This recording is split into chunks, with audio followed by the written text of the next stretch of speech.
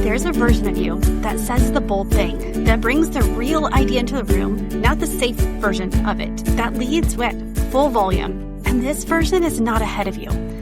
It's the version that you keep editing out before anyone else sees. Hi, I'm Tammy Imlay, and I'm an executive leadership strategist and advisor, and this is a Leader's Purpose podcast.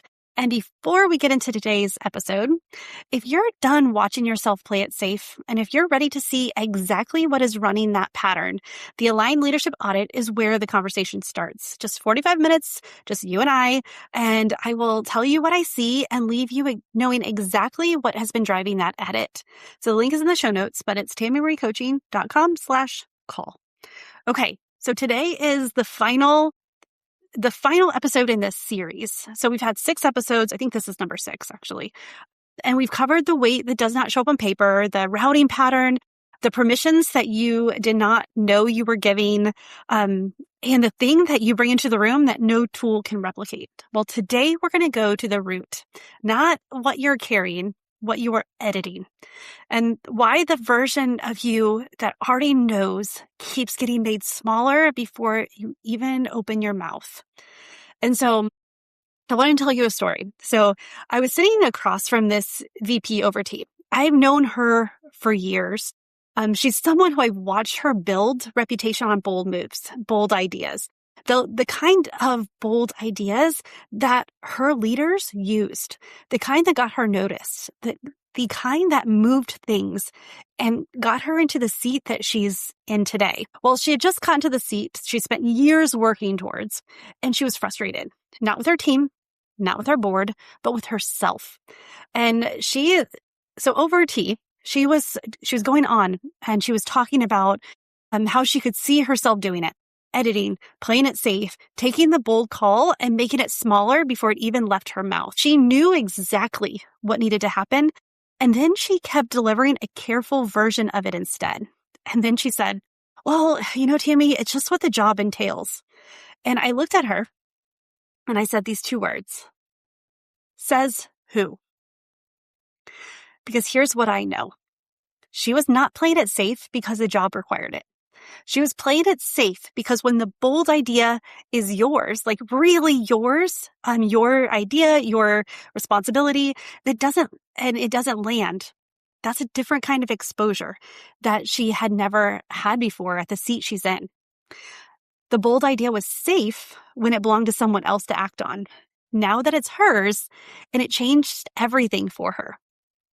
And so let me ask you something. When was the last time you had a real idea, a big one, grand, bold, different, one that you know deep in your knower that it had a real chance of working, and you edited it before it even reached the table? Not because someone shot it down, nobody even saw it, but you ran the movie in your head first, thought about how radical it sounded, and started hearing the questions. What will they think? What pushback is coming? Is this too much for this room right now? That bold version never made it out of your head. And what happens after this edit? What happens is that you go into protective mode. You work within these boundaries that you quietly decided are safe. You put on parameters that nobody handed you, that you gave yourself, and you bring the smaller version to the table, one that you can defend, one that you will not raise too many questions, and one you are the only one in the room who knows what you left out. And when you do the same things, you get the same results. The ideas that could have moved this organization are still in your head. They're just not making it to the table. You know your job and you know it's possible, and yet the work starts to feel like maintenance instead of momentum, because the things that light you up are no longer in action. They're not in motion. And you're leading, just not at the level that you came here to lead at. And so I've been doing this work for over 20 years, and I've watched the pattern play out in leaders across every industry, every level, and every kind of organization. And I've even seen this pattern in myself too. So as you know, I recently got back from a slightly over 2-week trip to Greece. And I had realized in the downtime there, which I had very little Wi-Fi and shoddy cell service. So I had a lot of time to just sit and think and reflect. And I'd realized that I had fallen into the same trap. I was muffling. I was removing some conviction because of how it would land. Not dumbing things down, I wouldn't even say watering it down, but editing, taking it and making it safer, more palpable, right? A more palpable version of it. And it's not what I want. It's not who I am. And I know that it's not what you want or who you are either. I know, like every time I think of that, I think of friends. I know they know, whatever. But you know what needs to be done to get the results that you want. And like I said, is when you do the same things, you get the same results. But this doesn't look the same in every leader, but the cost is always recognizable. So here's some examples of when I've seen it happen. I was working with a senior VP, sharp, strategic, the kind of leader who could read a room in like 30 seconds. And over time, the competitive edge went quiet. He stopped bringing the bold read into the room and started bringing the consensus version. His peers started seeing him as steady, which you're like, Tammy, steady is not bad. Okay, but at times it's not good either. And he used to be seen as a visionary. He used to have those bold ideas and he would move teams forward. And the thing is that he felt the difference even when no one else could name it. And I watched a director, one of the most creative thinkers that I've ever worked with, gradually become predictable. She knew it before her leaders did. The fire that made her remarkable in her early career, it hadn't disappeared. It had just stopped making its way into the work. She was delivering, but not at the level she was capable of. And again, she felt it, even though no one else could see it. Because again, when we think predictable, steady, these are words that we think are necessary. And I have sat across from leaders who stopped enjoying what they do, not because the work changed, but because they changed how they showed up to it. They were working harder than ever to produce results that felt smaller than they should.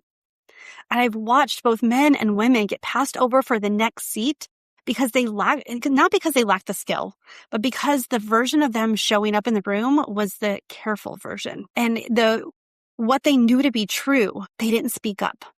They weren't able to say it in the room. And the room could feel it even when no one could name it. You know when someone's holding back. And that's what this is. It's a holding back. This edit, it's not protecting you. You think that it is. You think that this is making it, that this is the leader that you need to be, or this is what the job entails, like my friend I was having tea with. But it's really not protecting you. It's costing you the very thing that got you here. And here's what I want you to see. The leader who brings the real idea into the room, who says the thing she has been quietly making smaller for 3 years, who walks in knowing what she knows and leads from that standpoint, not from the one that she decided the room could handle. That is not a bolder version of you. That is you without the edit layer. And what changes? What changes when you stop editing and start leading at full volume? Well, I'm so glad you asked, because this is where things shift. And this is why I wanted to put so much more in here about why in this current climate and this information age, how information is not the key to success anymore, how information is not the power. It's the implementation. It's the creativeness. But what changes when you stop editing and start leading at full volume? The ideas that have been sitting in your head start to make it to the table. Your team stops following a careful version of you and starts following you. And the work starts to feel like it fits again because you're finally leading at the level that you came here to lead. The competitive edge that went quiet, it comes back online, and that fire deep inside of you is back and unstoppable. That seat that you're in that was built for the leader who thinks the way you think, not the edited version of you. And so as we are closing this series, I want you to think back, because 6 episodes ago, we started the series by saying you already have what it takes. This is where you get to remember that. And this episode is proof. The instincts that you have been editing are still there. Those ideas. And sometimes we get so good at muffling them that it takes time to bring them back up. But I guarantee they're still there.